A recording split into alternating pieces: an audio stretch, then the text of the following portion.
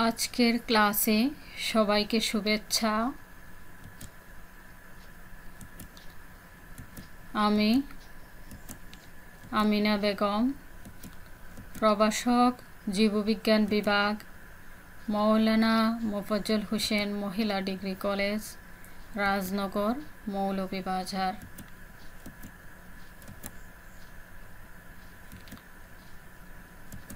পাঠ পরিচিতি, বিষয় জীববিজ্ঞান, শ্রেণী একাদশ, অধ্যায় প্রথম, কোষ ও এর গঠন। নিচের ছবিগুলো লক্ষ্য করো। ছবিতে কি দেখা যাচ্ছে? ছবিটি কিসের বলতে পারো? ছবিটি উদ্ভিদ কোষের, তাই তো? ছবিটিতে আমরা কি দেখতে পাচ্ছি? আমরা কোষ প্রাচীর ও প্লাজমা মেমব্রেন দেখতে পাচ্ছি। এই যে কোষের বাইরের যে আবরণ, সেটাকে বলা হয় কোষ প্রাচীর, এবং কোষ প্রাচীরের ভিতরে যে অর্ধস্বচ্ছ অর্ধতরল বৈষম্যবেদ্য পাতলা যে আবরণ দেখতে পাচ্ছি, সেটা হচ্ছে প্লাজমা মেমব্রেন। এবং প্লাজমা মেমব্রেনের ভিতরে যে অর্ধতরল দানাদার কলয়েড ধর্মী যে তরল পদার্থ আমরা দেখতে পাচ্ছি, সেই তরল পদার্থের মধ্যে বিভিন্ন কোষ অঙ্গাণু, বড় কোষ গহ্বর, নিউক্লিয়াস, প্লাস্টিড, মাইটোকন্ড্রিয়া, সেগুলো আমরা দেখতে পাচ্ছি। সেগুলো হচ্ছে কোষ অঙ্গাণু। এসব বৈশিষ্ট্য দেখে আমরা কি বুঝতে পারলাম? কোষটা হচ্ছে উদ্ভিদ কোষ, এবং এই কোষ প্রাচীর, প্লাজমা মেমব্রেন এবং কোষ অঙ্গাণু মিলে তৈরি হয় কোষীয় সংগঠন। তাহলে আজকের পাঠ কোষ ও কোষের সংগঠন। শিখন ফল। এই পাঠ শেষে শিক্ষার্থীরা কোষ কি তা বলতে পারবে, কোষের বৈশিষ্ট্যগুলো বলতে পারবে, বিভিন্ন প্রকার কোষ সম্পর্কে ব্যাখ্যা করতে পারবে, একটি আদর্শ উদ্ভিদ কোষের সংগঠন সম্পর্কে বলতে পারবে। ছবিটিতে কি আমরা দেখতে পাচ্ছি? কতগুলো কোষ, তাই তো? অধিকাংশ জীবদেহ অসংখ্য জটিল ও ক্ষুদ্র একক নিয়ে গঠিত। জীবদেহ অসংখ্য জটিল ক্ষুদ্র একক, এই যে কোষগুলা, সেটাকে বলছে জটিল ক্ষুদ্র একক। সেটা এই কোষগুলা নিয়েই জীবদেহ গঠিত। বিজ্ঞানীগণ এসব ক্ষুদ্র একককে কোষ রূপে চিহ্নিত করেছেন। এই ক্ষুদ্র এককগুলাকে বিজ্ঞানীরা কোষ হিসাবে চিহ্নিত করেছেন। এদেরকে অনেক সময় জীবন গঠনকারী একক বলা হয়। সেই কোষগুলাকে জীবন গঠনকারী একক বলা হয়। ল্যাটিন শব্দ সেলুলোলা হতে সেল শব্দটির উৎপত্তি, যার আবিধানিক অর্থ হলো ক্ষুদ্র কক্ষ। এই সেল শব্দটি ল্যাটিন সেলুলোলা শব্দ থেকে এসেছে এবং এর অর্থ হচ্ছে ক্ষুদ্র কক্ষ। ব্রিটিশ প্রকৌশলী রবার্ট হুক 1665 সালে কোষ আবিষ্কার করেন এবং তার নিজের নকশা করা অণুবীক্ষণ যন্ত্রে বোতলের কাঠের চিপির পাতলা ফালি পর্যবেক্ষণে মৌচাকের মতো কতগুলো অসংখ্য ক্ষুদ্র গঠন দেখতে পান, যাদের তিনি সেল নামকরণ করেন। আমরা জানি রবার্ট হুক সর্বপ্রথম অণুবীক্ষণ যন্ত্র আবিষ্কার করেন এবং তার আবিষ্কৃত অণুবীক্ষণ যন্ত্রে বোতলের কাঠের চিপির পাতলা ফালি অণুবীক্ষণ যন্ত্রের নিচে পর্যবেক্ষণ করেন। তখন দেখতে পান মৌচাকের মতো অসংখ্য ক্ষুদ্র গঠন, যাদের নামকরণ করেন তিনি সেল।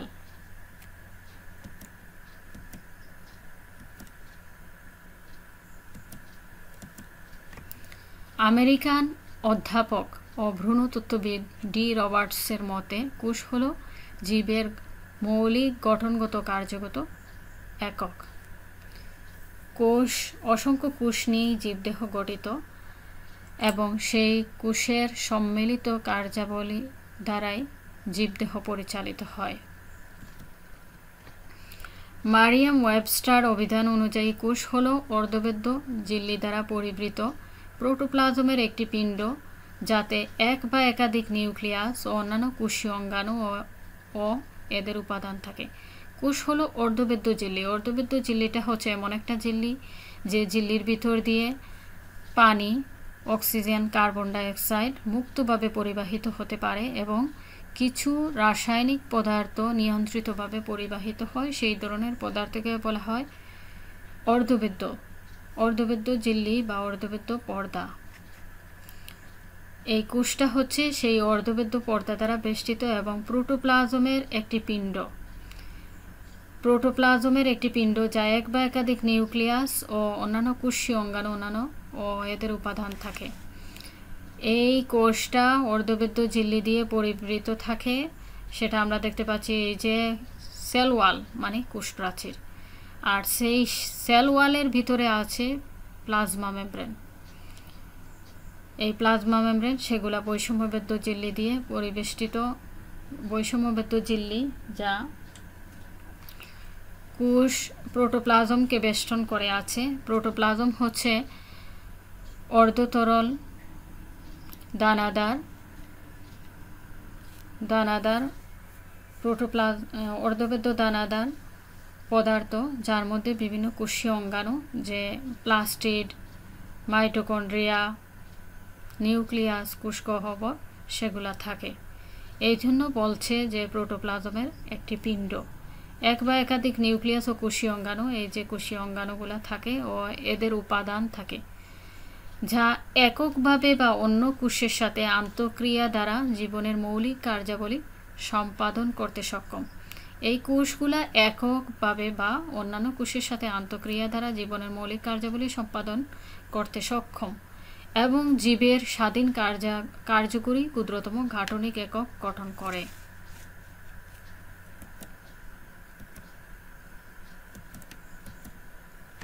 কোষের বৈশিষ্ট্য। কোষ একটি অর্ধবেদ্য ঝিল্লি দ্বারা পরিবৃত যার মধ্য দিয়ে পানি ও শ্বসন গ্যাস, অক্সিজেন ও কার্বন ডাইঅক্সাইড মুক্তভাবে অন্যান্য কিছু পদার্থ নিয়ন্ত্রিতভাবে কোষে প্রবেশ করে। কোষের নিজস্ব শক্তি উৎপাদন ব্যবস্থা আছে যা এই যে মাইটোকন্ড্রিয়ার মাধ্যমে সেই শক্তি উৎপাদিত হয় এবং উৎপাদিত শক্তি এটিপি হচ্ছে অ্যাডিনিন ট্রাইফসফেট হিসাবে কোষে সঞ্চিত থাকে। মাইটোকন্ড্রিয়ার মাধ্যমে যে উৎপাদিত শক্তি সেটি অ্যাডিনিন ট্রাইফসফেট হিসাবে কোষে সঞ্চিত থাকে যা জীবের বিভিন্ন প্রয়োজনে ব্যবহৃত হয়। মাতৃকোষ থেকে উত্তরাধিকার সূত্রে প্রাপ্ত কোষের নিজস্ব বংশগতীয় তথ্য থাকে। আমরা জানি কোষগুলো বিভাজিত হয় এবং যে কোষটি বিভাজিত হয় সেই কোষটিকে বলা হয় মাতৃকোষ, আর যেই কোষ থেকে নতুন কোষ উৎপাদিত হয় সেই নতুন কোষকে বলা হয় অপত্য কোষ। এই অপত্য কোষগুলো উত্তরাধিকারী সূত্রে কোষের নিজস্ব বংশগতীয় তথ্য পেয়ে থাকে।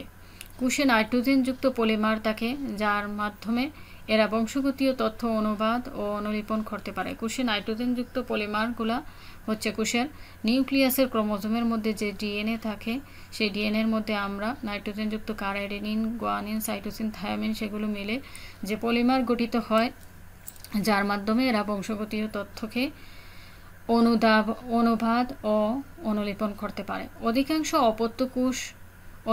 কোষ অপত্য কোষ সৃষ্টিতে সক্ষম। জীবদেহের যে কোষগুলা সেই কোষগুলা অপত্য কোষ বিভাজনের মাধ্যমে মাতৃকোষ অপত্য কোষ সৃষ্টিতে সক্ষম।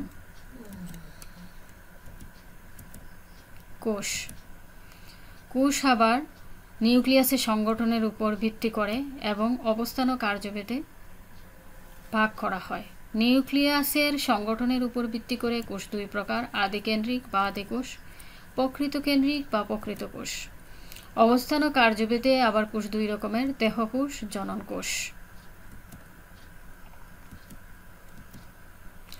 আদিকেন্দ্রিক কোষ বা আদিকোষ প্রোক্যারিওটিক সেল।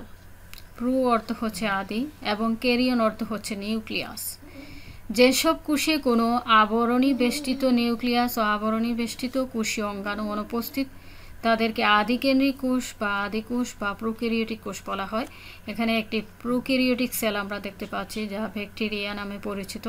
এই ব্যাকটেরিয়ার যে নিউক্লিয়ার সেটা আমরা দেখতে পাচ্ছি মুক্তভাবে আছে, এর বাইরে কোনো আবরণ থাকে না। শুধু সুতার মতো কতগুলো পেঁচানো অংশ আমরা দেখতে পাচ্ছি, সেগুলা নিউক্লিয়ার নামে পরিচিত, সেগুলো আবরণ বেষ্টিত থাকে না। এই ধরনের নিউক্লিয়াসকে বলা হয় আদি নিউক্লিয়াস, আর এই ধরনের কোষকে বলা হয় আদিকেন্দ্রিক কোষ বা আদিকোষ। যে কোষগুলা আদি প্রকৃতির নিউক্লিয়াস বহন করে সেই কোষগুলাকে বলা হয় আদিকোষ বা আদিকেন্দ্রিক কোষ বা প্রোক্যারিওটিক কোষ। এসব কোষে বংশগতীয় বস্তু হিসাবে নন হিস্টোন প্রোটিনযুক্ত একটি মাত্র ডিএনএ সাইটোপ্লাজমে মুক্তভাবে থাকে। এই যে আমরা দেখলাম সেটা নন হিস্টোন প্রোটিনযুক্ত একটি মাত্র ডিএনএ যা সাইটোপ্লাজমে মুক্তভাবে আছে। মাইকোপ্লাজম, ব্যাকটেরিয়া, সায়ানোব্যাকটেরিয়া ইত্যাদি হচ্ছে আদিকোষ। প্রকৃত কোষ বা প্রকৃত কেন্দ্রিক কোষ ইউক্যারিওটিক সেল। গ্রিক শব্দ ইউ অর্থ হচ্ছে প্রকৃত, ক্যারিয়ন অর্থ হচ্ছে নিউক্লিয়াস। যেসব কোষে কোনো আবরণী বেষ্টিত নিউক্লিয়াস ও আবরণী বেষ্টিত কোষীয় অঙ্গাণু বিদ্যমান তাদেরকে প্রকৃত কেন্দ্রিক কোষ বা প্রকৃত কোষ বা ইউক্যারিওটিক কোষ বলে। এখানে একটি ইউক্যারিওটিক কোষ আমরা দেখতে পাচ্ছি, আর সেটা নিউক্লিয়াস আমরা দেখতে পাচ্ছি। এই যে আবরণ দ্বারা বেষ্টিত সেটাকে বলা হয় নিউক্লিয়ার মেমব্রেন। যে আবরণ দ্বারা বেষ্টিত থাকে নিউক্লিয়ার মেমব্রেন, এবং নিউক্লিয়াসের ভিতরে যে অর্ধতরল দানাদার পদার্থ থাকে সেটাকে বলা হয় নিউক্লিওপ্লাজম, যার মধ্যে নিউক্লিওলাস ও সুতার মতো ক্রোমাটিন তন্তুগুলো ভাসমান থাকে। এখানে নিউক্লিয়াসের ভিতরে একটি বৃত্তাকার গঠন আমরা দেখতে পাচ্ছি, সেটাকে বলা হয় নিউক্লিওলাস। এসব কোষে বংশগতীয় বস্তু হিসাবে হিস্টোন প্রোটিনযুক্ত সোজা ডিএনএ ক্রোমোসোম নামক গঠনে আবদ্ধ থাকে। এখানে নিউক্লিয়াসে বংশগতীয় বস্তু হিসাবে নিউক্লিয়াসের মধ্যে হিস্টোন প্রোটিনযুক্ত ডিএনএ যা ক্রোমোসোম সুতার মতো পেঁচানো যে ক্রোমোসোম, সেই ক্রোমোসোমের মধ্যেই ডিএনএ থাকে। ক্রোমোসোম নিউক্লিয়াসে অবস্থান করে। এই সুতার মতো পেঁচানো ক্রোমোসোমগুলো নিউক্লিয়াসের মধ্যে অবস্থান করে। আদিকোষ ব্যতীত উচ্চশ্রেণীর সকল উদ্ভিদ, শৈবাল, ছত্রাক, মশ, ফার্ন, নগ্নবীজী, গুপ্তবীজী উদ্ভিদ ও প্রাণীদেহে সকল কোষই প্রকৃত কোষ।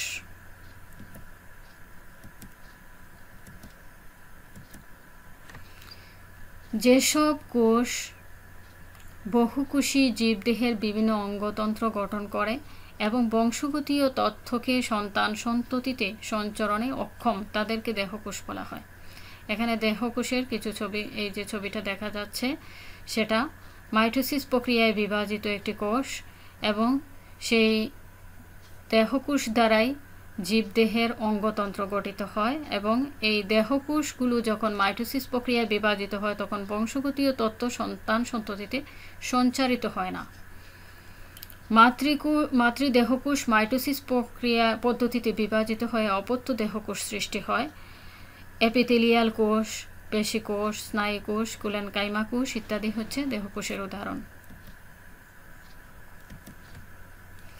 জনন কোষ। যেসব কোষ জীবের যৌন জননে অংশগ্রহণ করে এবং বংশগতীয় তত্ত্বকে সন্তান সন্ততিতে সঞ্চরণ করতে সক্ষম তাদেরকে জনন কোষ বলা হয়। যেমন হচ্ছে শুক্রাণু, ডিম্বাণু জনন কোষের উদাহরণ।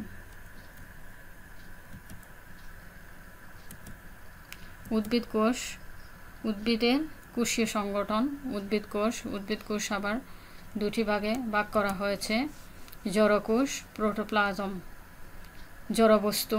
কোষের মধ্যে জড়বস্তু হচ্ছে কোষ প্রাচীর এবং সাইটোপ্লাজমীয় কিছু নির্জীব বস্তু আছে, সেগুলা নিয়েই জড়বস্তু গঠিত, এবং প্রোটোপ্লাজম হচ্ছে সজীব বস্তু।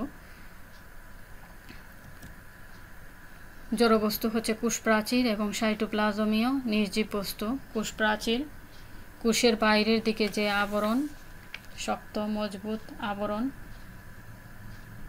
সেটাকে বলা হয় কোষ প্রাচীর, এবং সাইটোপ্লাজমীয় নির্জীব বস্তু প্রোটোপ্লাজম, যা কোষের ভিতরে কোষঝিল্লি দ্বারা পরিবেষ্টিত অর্ধতরল দানাদার কলয়েডাল পদার্থ যার মধ্যে কোষীয় অঙ্গাণু বিদ্যমান থাকে সেগুলোকে বলা হয় প্রোটোপ্লাজম। প্রোটোপ্লাজম এর মধ্যে আছে কোষঝিল্লি, সাইটোপ্লাজম, নিউক্লিয়াস। সাইটোপ্লাজমীয় নির্জীব বস্তু। নির্জীব বস্তু আবার 3 ধরনের হয়ে থাকে: সঞ্চিত বস্তু, ক্ষরিত বস্তু, বর্জ্য বস্তু। সাইটোপ্লাজম আবার 2 ভাগে বিভক্ত: সাইটোমেট্রিক্স, কোষীয় অঙ্গাণু। নিউক্লিয়াস। কোষের নিউক্লিয়াস হচ্ছে কোষের সাইটোপ্লাজমের মধ্যে বৃত্তাকার বা ডিম্বাকার চাকতির মতো গঠন, যা কোষের যাবতীয় জৈবনিক কার্যাবলী সম্পাদন করে এবং কোষের জেনেটিক বস্তু তথা বংশগতীয় বস্তু ধারণ করে, সেটাকে বলা হয় নিউক্লিয়াস। এই নিউক্লিয়াস আবার 4টি অংশে বিভক্ত: নিউক্লিয়ার মেমব্রেন। নিউক্লিয়ার মেমব্রেন নিউক্লিয়াসের চারদিকে দ্বিস্তরী যে মেমব্রেন থাকে সেটাকে বলা হয় নিউক্লিয়ার মেমব্রেন। সে নিউক্লিয়ার মেমব্রেন নিউক্লিয়াসের অভ্যন্তরের বস্তুকে ধারণ করে। নিউক্লিওলাস, নিউক্লিওপ্লাজম, নিউক্লিয়ার রেটিকুলাম সেগুলা নিউক্লিয়ার মেমব্রেনের ভিতরেই অবস্থান করে। নিউক্লিওপ্লাজম। নিউক্লিওপ্লাজমটা হচ্ছে নিউক্লিয়ার মেমব্রেনের ভিতরে অর্ধতরল দানাদার পদার্থ যার মধ্যে নিউক্লিওলাস ও নিউক্লিয়ার রেটিকুলাম থাকে। নিউক্লিওলাস। নিউক্লিওলাস হচ্ছে নিউক্লিয়াসের ভিতরে যে গোল ডিম্বাকার উজ্জ্বল বর্ণের গঠন দেখা যায় সেটা হচ্ছে nucleolus. Nuclear reticulum. Nuclear reticulum নিউক্লিয়াসের নিউক্লিওপ্লাজমের মধ্যে কতগুলো সুতার মতো যে গঠন দেখা যায় সেগুলোকে বলা হয় নিউক্লিয়ার রেটিকুলাম। সঞ্চিত বস্তু। কোষের মধ্যে যে সঞ্চিত বস্তু থাকে সেগুলো হচ্ছে প্রোটিন, লিপিড, কার্বোহাইড্রেট। ক্ষরিত বস্তু, এনজাইম, রঞ্জক, নেকটার। বর্জ্য বস্তুর মধ্যে হচ্ছে টেনি, রেজিন, ল্যাটিক্স, জৈব অ্যাসিড, আটা, অ্যালকয়েড, উদ্বায়ী তেল, খনিজ পদার্থ। কোষীয় অঙ্গাণু। Mitochondria, plastid, endoplasmic reticulum, Golgi বস্তু, রাইবোসোম, লাইসোসোম, সেন্ট্রোসোম, কোষগহ্বর, মাইক্রোটিউবিউলস, পারক্সিজম।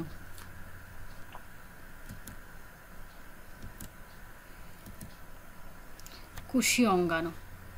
প্রকৃত কোষের সাইটোপ্লাজমে বিদ্যমান জীবন্ত বিশেষ কার্য সম্পাদনকারী লিপিড নির্মিত দ্বিস্তরী আবরণে আবৃত ও কোষের জীবন ধারণের জন্য অপরিহার্য অংশসমূহকে কোষীয় অঙ্গাণু বা সেল অর্গানেলস বলা হয়, যেমন মাইটোকন্ড্রিয়া, গোলজি বস্তু, লাইসোসোম, নিউক্লিয়াস। এখানে আমরা দেখে নিই প্লাজমা মেমব্রেন। কোষের কোষ প্রাচীরের ভিতরে যে প্লাজমা মেমব্রেন থাকে সেই প্লাজমা মেমব্রেনের ভিতরে যে অর্ধতরল দানাদার পদার্থ আমরা দেখতে পাচ্ছি সেটাকে বলা হয় সাইটোপ্লাজম।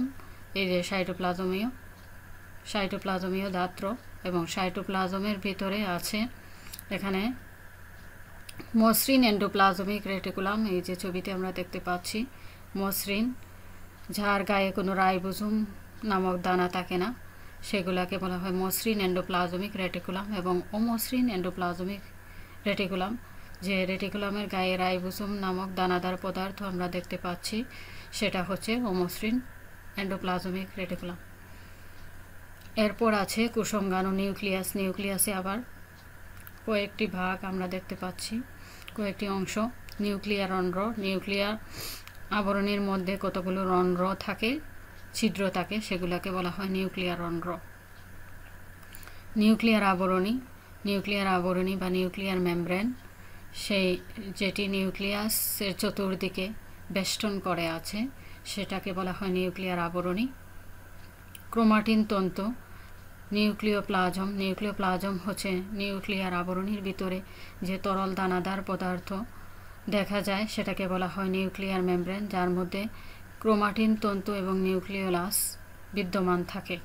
ক্রোমাটিন তন্তু হচ্ছে কতগুলো সুতার মতো গঠন আমরা দেখতে পাচ্ছি, সেগুলোর নাম হচ্ছে ক্রোমাটিন তন্তু। নিউক্লিওলাস। নিউক্লিয়াসের ভিতরে একটি গোল ডিম্বাকার গঠন আমরা দেখতে পাচ্ছি, সেটাকে বলা হয় নিউক্লিওলাস। গোলজি বস্তু, সেটাও একটি কোষাঙ্গাণু, নিউক্লিয়াসের কাছাকাছি স্থানে অবস্থান করছে। মাইটোকন্ড্রিয়া যা কোষের শক্তিঘর হিসাবে পরিচিত। এরপর আমরা দেখতে পাচ্ছি ক্লোরোপ্লাস্ট বা প্লাস্টিড, ক্লোরোপ্লাস্ট, যার মাধ্যমে উদ্ভিদ সালোক সংশ্লেষণ প্রক্রিয়ায় খাবার গ্রহণ করে। এরপর আমরা দেখতে পাচ্ছি লাইসোসোম, সেটাও কোষাঙ্গাণু, কোষগহ্বর। উদ্ভিদ কোষের কেন্দ্রের দিকে বিরাট আকার কোষগহ্বর থাকে।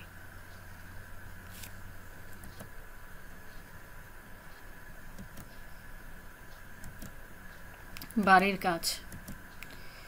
কোষের বিভিন্ন অংশের নাম ছকের মাধ্যমে লেখো। ধন্যবাদ সবাইকে।